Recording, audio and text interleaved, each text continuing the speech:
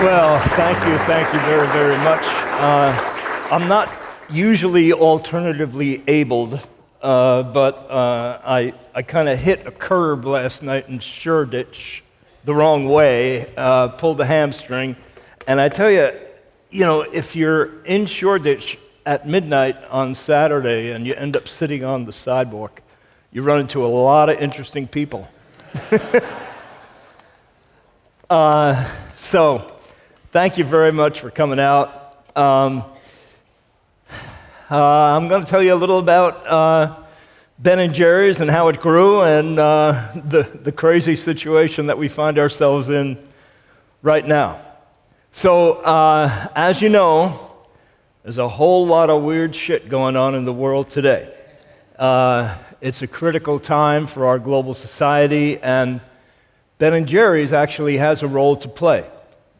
My country is in the last gasps of empire, terrorizing the world militarily and economically, trampling laws, norms, and common decency.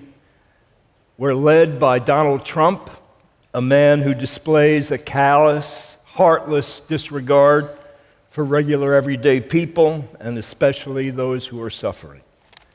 A man who sees the world only as money to be made, power to be accumulated, countries to be invaded, oil to be seized. It's the way of the strong man, the big bully, big money, power, and control. It's the idea that economic and military might does not have to obey the law or follow the rules. That same mentality, that strong man, big money, big power, doesn't have to follow the laws or the rules or common decency, is also at work in the conflict between Ben & Jerry's and the Magnum Bar Corporation, which has recently become the new owners of Ben & Jerry's.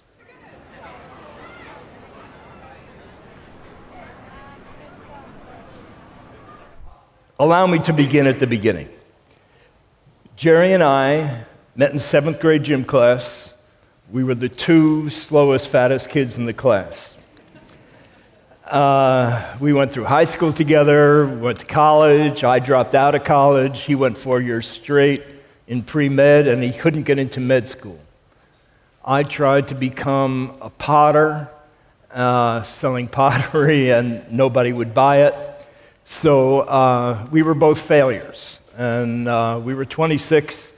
We said, well, we're not getting anywhere. I guess we may as well try starting a business. And, the only thing we really liked doing was eating. So it had to be a food business. And our idea was to take a food trend that was starting off in the big cities and bring it to a rural college town, which is where we wanted to live. So the things that were taken off at the time were bagels and homemade ice cream.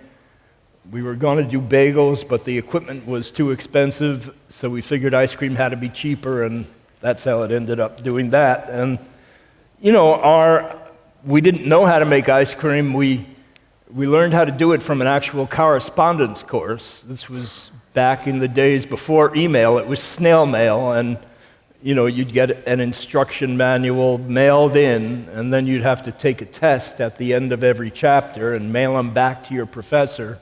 They were all open book tests. Jerry and I took them together. And, we did really well on every test. So we were developing our ice cream formulas, and, I have a really bad sense of taste, so I became the taster. And, for me, for a guy who doesn't really have much of a sense of taste, texture is really important. Actually in the food industry, we call it mouth feel. It's a particular part of the sense of taste which is located in your mouth.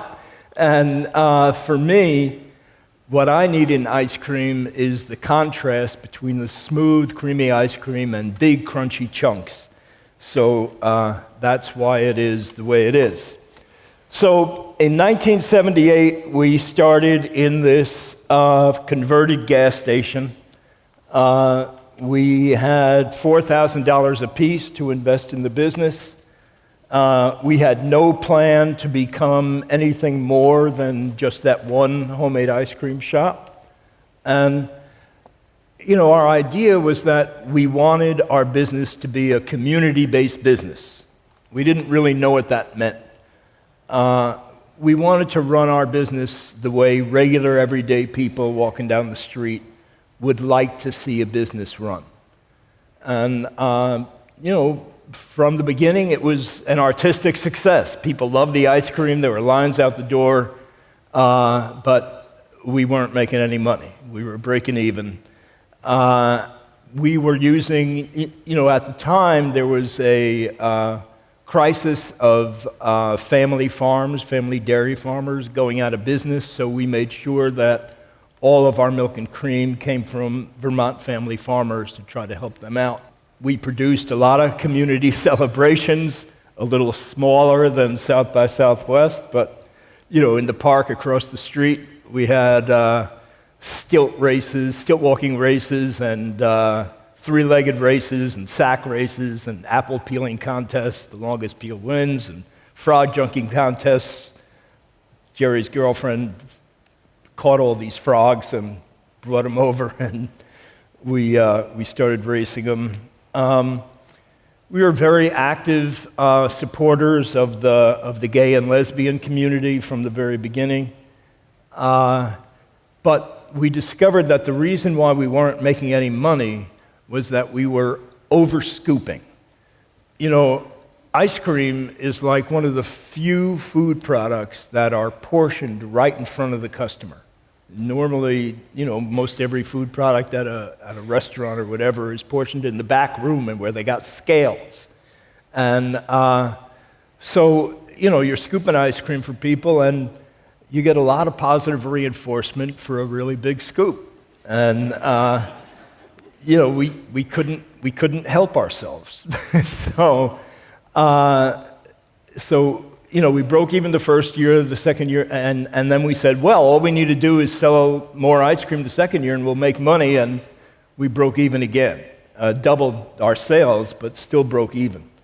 And so in order to deal with that problem of over-scooping, and because there were a bunch of restaurants that were asking for the ice cream, we started packing the ice cream in 2.5-gallon tubs and figured, let the restaurants deal with the portion control issue. And I was delivering that, and all we could afford was this old antique ice cream truck that kept breaking down all over the state of Vermont, and the repairs were costing more than the money we were taking in, and we were going down the tubes really fast. So in a last-ditch effort to try to keep the business alive, we decided to pack the ice cream in pint containers so that I could drop it off at the mom-and-pop grocery stores that we were passing along the way. And that's what turned the corner for the business. From 50 accounts, we went to 200 accounts in, maybe a month or two. And the business started to grow, and we felt like, we had these bank loans that we were paying back, and we felt like our business was becoming just another cog in the economic machine that tends to oppress a lot of people. And that it exploits the environment, it exploits its workers, it exploits the community. And so our first reaction was to sell the business. And I mentioned this to an old eccentric restaurateur that I had come to know, and he said, Ben, how could you possibly do that? The business is your baby, it's got so much potential ahead of it. And I said, Maurice, you know what business does, it does all these bad things. And he said, Ben, if you don't like the way business is done, why don't you just do it different? And that hadn't really occurred to me before, and we started thinking about the idea that, well, perhaps business is just a neutral tool like a hammer, and it can be used to destroy things or it can be used to build things up. And at we created at Ben & Jerry's a 3-part mission statement that included a social mission along with a product mission and an economic mission. And so the purpose of the company became more than just making great ice cream and making money, but it became repairing social ills in the society. So Ben & Jerry's was built on the idea that business should serve society, not the other way around. And a lot of the inspiration is essentially captured in this quote from Cornel West: "Justice is what love looks like in public." That's the motivation. That's where it all comes from, and that's what drives the stands, the social and political stands that Ben & Jerry's takes, and the activities that it does. So the business continues to grow, and it's in a position where it needs a cash infusion because we couldn't fill our orders because there wasn't enough space for our raw ingredients, there wasn't enough space for our finished product. And we had all these venture capitalists were kind of coming to us unsolicited saying, "Wow, looks like you got a good business here, you want some money?" And but we felt like we wanted to use this need for cash as an opportunity to make the community the owners of the business. So what we did was we held what became the first ever in-state Vermont public stock offering. So we essentially sold shares in Ben & Jerry's to our neighbors, Vermonters. And as long as we didn't go over state lines, we wouldn't be under the auspices, under the regulations of the Security and Exchange Commission. So, the accountants and the lawyers were saying, "You're crazy, this is never going to work." And we said, "Well, we don't care. If we can't build the business this way, we don't really want to build it." And so we held this stock offering. It was a very low minimum buy of $126. Normally, it's essentially an IPO, an opportunity that's usually only reserved for sophisticated investors that have a lot of money.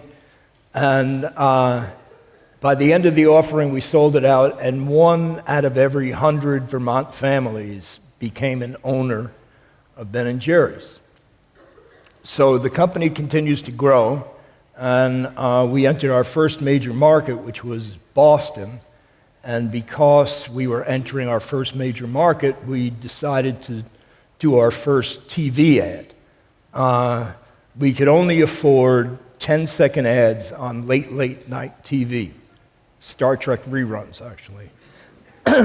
And the ad was Jerry and myself in the middle of a pint container, and it went, "Hi, I'm Ben, I'm Jerry. We may not have the money for a 30-second TV ad, but we're sure to make some of the best ice cream you ever tasted." That was it. And it worked. People bought the ice cream. And then what happened was that the Pillsbury Corporation purchased Häagen-Dazs. Häagen-Dazs was, far and away the best-selling super premium ice cream at the time. They had created the market, and all of our independent distributors were carrying like 20 different brands of ice cream. One of them was Häagen-Dazs, and one of them was Ben & Jerry's. And the Pillsbury salespeople came to our distributors and said, "If you continue to sell Ben & Jerry's, we're not going to sell you Häagen-Dazs anymore." And the distributors came to us and said, "We love you guys, you're beautiful, you make really good ice cream, but Häagen-Dazs is the fastest selling product on our trucks, and sorry, but we're going to have to drop your product." So we started the What's the Doughboy Afraid Of campaign. And this is Jerry. He was kind of young and cute back then, in front of the Pillsbury corporate headquarters in Minneapolis.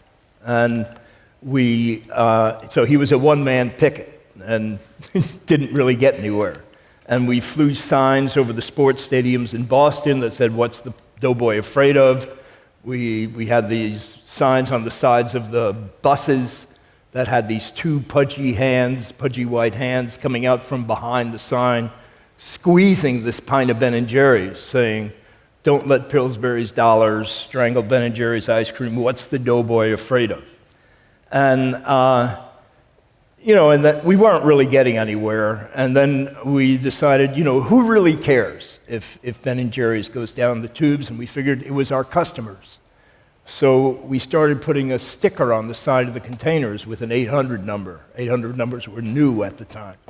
And people would call the 800 number and they'd get a recording. Answering machines were new at the time with tape. And we started getting hundreds of calls a week, mostly between the hours of midnight and 3 a.m., which apparently is when our product is consumed. So eventually, there started to be so much, publicity about this that Pillsbury relented and allowed us to continue to distribute our ice cream.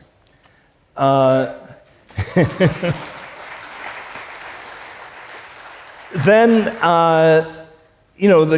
the company had a need for more cash, and there was a need for there to be a market for the stock. And the only way we could do that was to hold a national public stock offering, and the company went public nationally. It was listed on NASDAQ. And at that time, when we had our offering prospectus, we formalized the Ben & Jerry's Foundation, which got 7.5% of our pre-tax profits. It was the highest amount of any publicly held company at the time. And things worked really well. The business was growing, and it was quite beautiful. And then we hired the wrong CEO who saw a way for himself to make a bunch of money by selling the company. And he made an overture to Unilever. Unilever really wanted to buy Ben & Jerry's because their arch competitor had just bought Häagen-Dazs. That was Nestle. Thank you. Thank you. Jerry and I didn't want to sell the company. We didn't. It was a public company. We didn't control the ownership of it, but we were very, very opposed to the sale. So, and Unilever came to understand that the reason for the opposition was that we felt like the values of the company would not survive if it was sold to a company that didn't have that same mission. So we tried to write the social mission into this contract, this purchase and sales agreement, and found that we couldn't do it because the social mission had to evolve and had to change with the times. So the way we managed to do it was to create a unique governance structure that had not been created before, and I believe has not been created again, but we did it. And we created an independent board of directors for Ben & Jerry's. So the independent board of directors, who was the former board when the company was independent, had control, legal control, over the social mission, over the quality of the ice cream, and the use of the trademark. So, this was kind of the headlines about the battle to keep Ben & Jerry's independent. But, we lost that battle. It got owned by Unilever, but we did have this structure. And I was afraid that it wasn't really going to work, but it did. And Unilever kept their word. And because of that unique governance structure, Ben & Jerry's became just about the most iconic, purpose-driven brand in the world. It happens to be the biggest selling ice cream in the United States. So here's some of the actions that those values and that independent board of directors led us to take. So this is a timeline of the various actions that the company got involved with.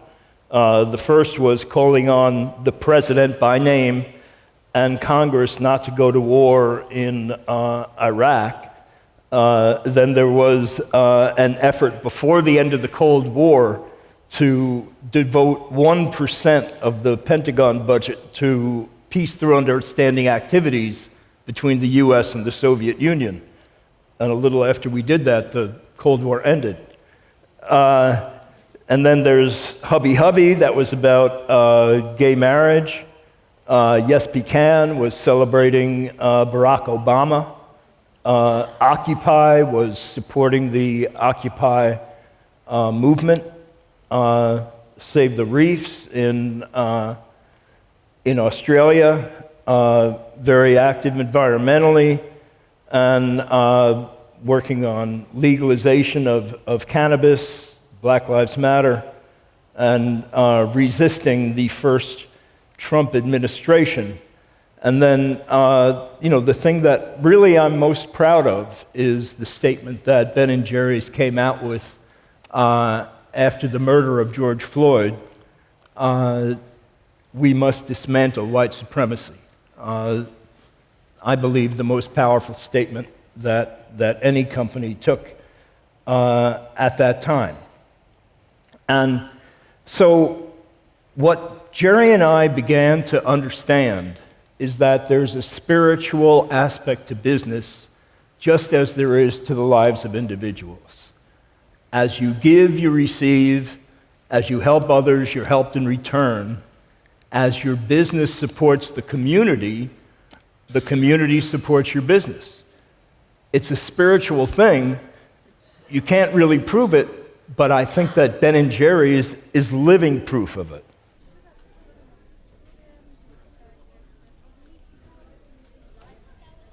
Now, Ben & Jerry's is under attack. Those legally binding agreements are being violated. When Unilever sold off their entire ice cream business to the Magnum Corporation, as soon as they did that,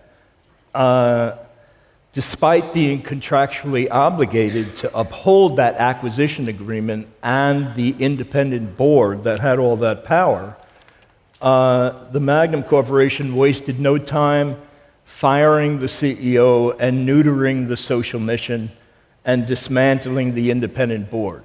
So here's what they did. The Magnum Corporation claims to be the biggest ice cream company in the world. We call it the Magnum Monster.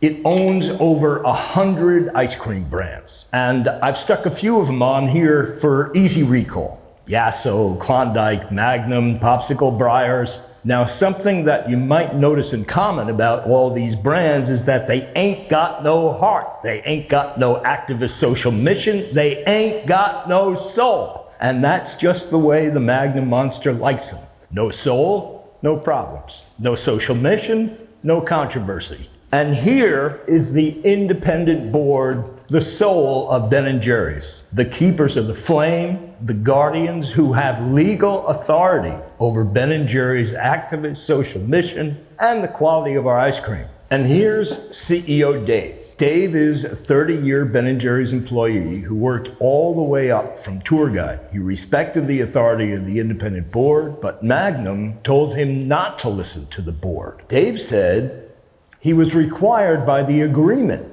to listen to the board, so the Magnum Monster ate him up, spit him out, and replaced him with a long-term Magnum Unilever executive who answers only to Magnum. And then the Magnum Corporation went after the board. But the board was so big that they had to call in an excavator to get rid of the board. So the excavator came in, grabbed the board, and tossed him over the side. So the fate of Ben & Jerry's is in your hands. We need to pressure Magnum to sell. If you like Ben & Jerry's, but you don't do anything, Ben & Jerry's turns into just another piece of frozen mush. But if supporters speak out and spread the word and make a lot of noise, Magnum will see the light and understand that they gotta free Ben & Jerry's. So do the stuff. Make your voice heard. There's a link in the bio. Help save Ben & Jerry's.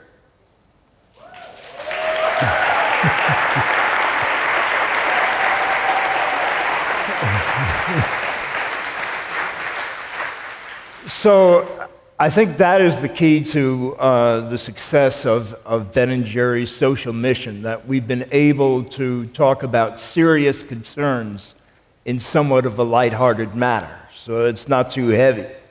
But what happened is that now statements calling for a ceasefire in Gaza are forbidden. Supporting student protesters was forbidden. Supporting Black History Month was forbidden. Criticizing Trump for his stands on abortion and minimum wage was forbidden. I could go on. And to top it off, they've stopped funding the independent Ben & Jerry's Foundation. So Ben & Jerry's was built on being an activist company. It's been incredibly successful under the existing structure.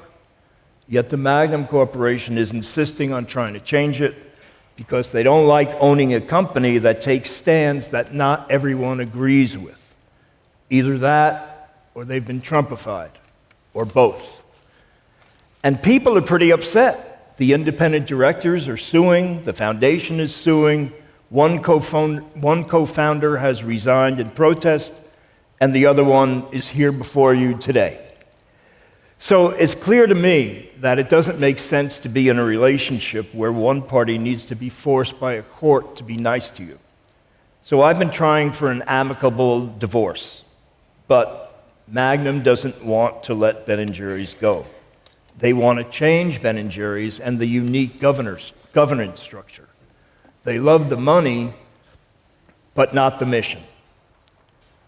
Somebody should tell them about the goose that laid the golden eggs. There are two reasons why I am putting all the energy that I am into freeing Ben & Jerry's. The first is that Ben & Jerry's can be an increasingly powerful force on a whole range of social justice issues on into the future. And the second is that Ben & Jerry's is one of the highest profile leaders of the values-led and B Corp business movement.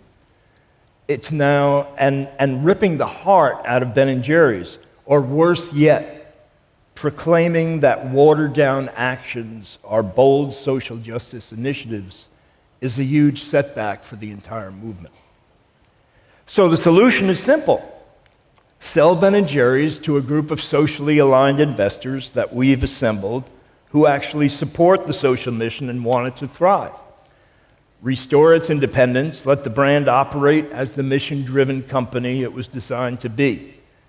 That's better for the mission, and it's better for Magnum shareholders, because the value of Ben & Jerry's has always come from one thing,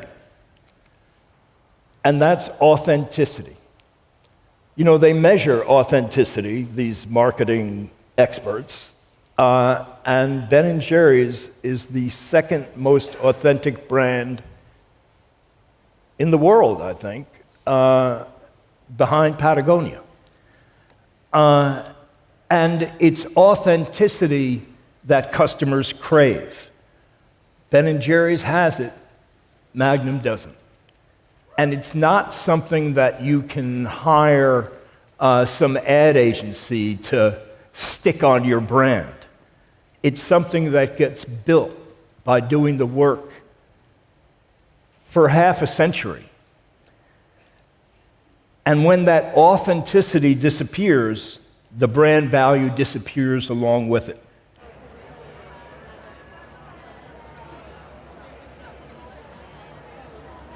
Today, Trumpism is the worst assault on the values of Ben & Jerry's since the company was founded. By refusing to allow Ben & Jerry's to oppose that Trump administration, It's destroying the values of the Ben & Jerry's brand.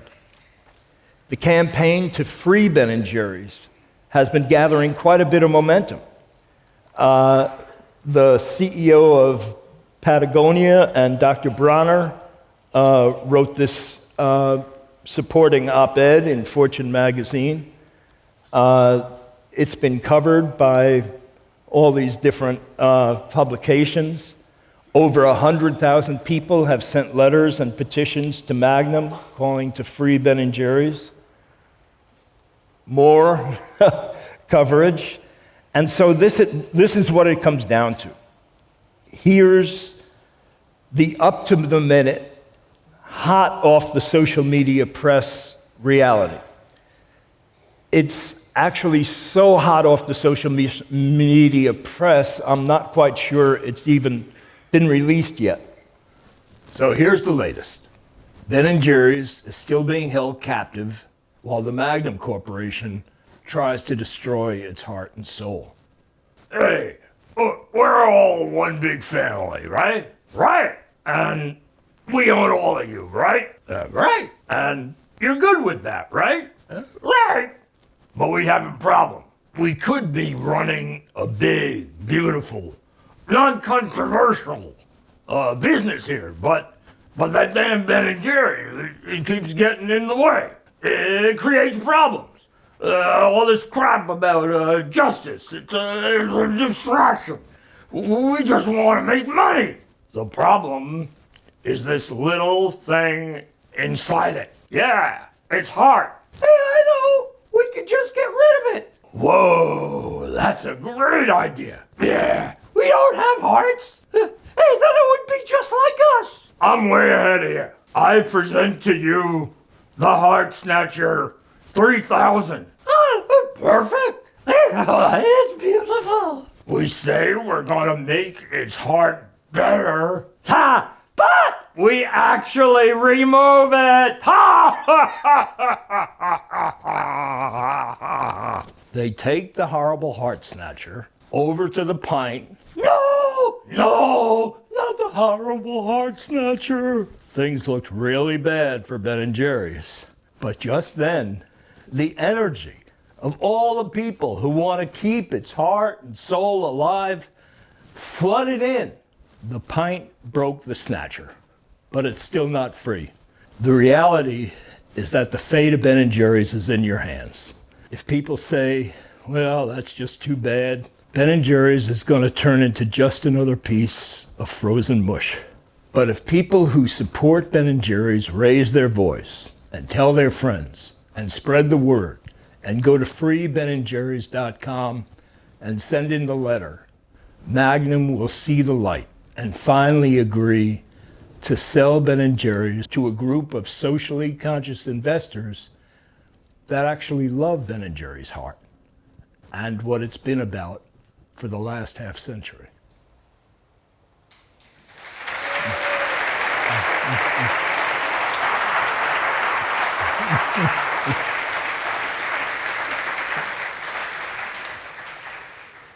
So what we say is, let Ben & Jerry's be Ben & Jerry's, let Magnum be Magnum. So if you're inclined, here's some stuff you can do to help. You can go to the freebenandjerrys.com website. You can print off these flyers, distribute them. You can stick these stickers around. And you go to the website. Oh yeah, you can, scan that QR code there. Sign the petition. There's merch that you can buy on the website, be a walking billboard, post the flyers, flood Magnum's social media. Our supporters have been so successful at flooding Magnum's social media that now if you tag Magnum, they've changed their settings so it doesn't really show up on their social media page. You have to actually go to their page now and comment, or better yet, subscribe and comment each time they post something. You can probably think of other ways to help. We believe things are going to come to a head in the next few months, so the actions that people take now are critical. I just want to end with the story, it's a very ancient story of a man who had the opportunity to see both heaven and hell when he was still alive. A little angel came down and said, "Hey, I'll give you a tour."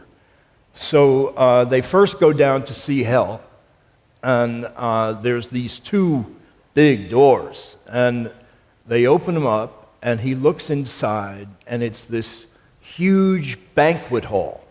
And down the middle of the banquet hall is this table laden with every imaginable delight. Roast turkey, roast beef, shiitake mushrooms, candied sweet potatoes, Thanksgiving times 10. Well, you guys don't think Thanksgiving here, but anyhow, it was a sumptuous feast. But the people that were lined up on both sides of this table were crying and wailing and in horrible pain.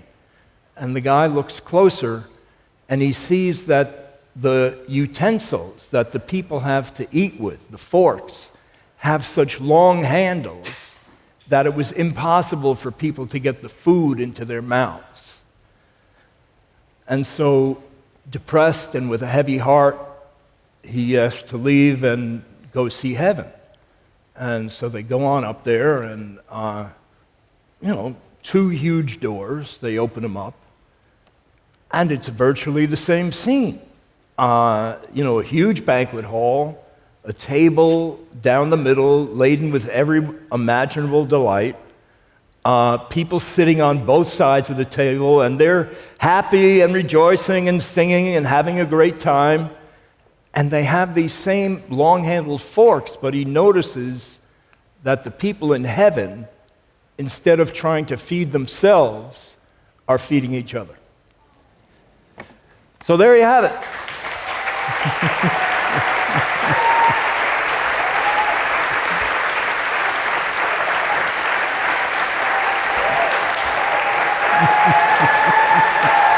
Thank you. Thank you very much. Thank you.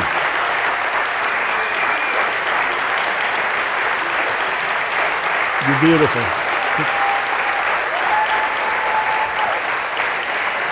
Thank you.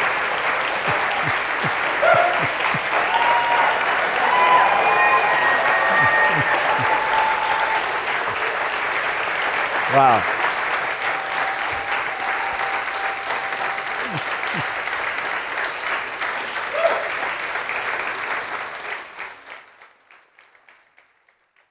Thank you so much. I'm truly humbled by your support, and really wonderful to be with you. Thank you.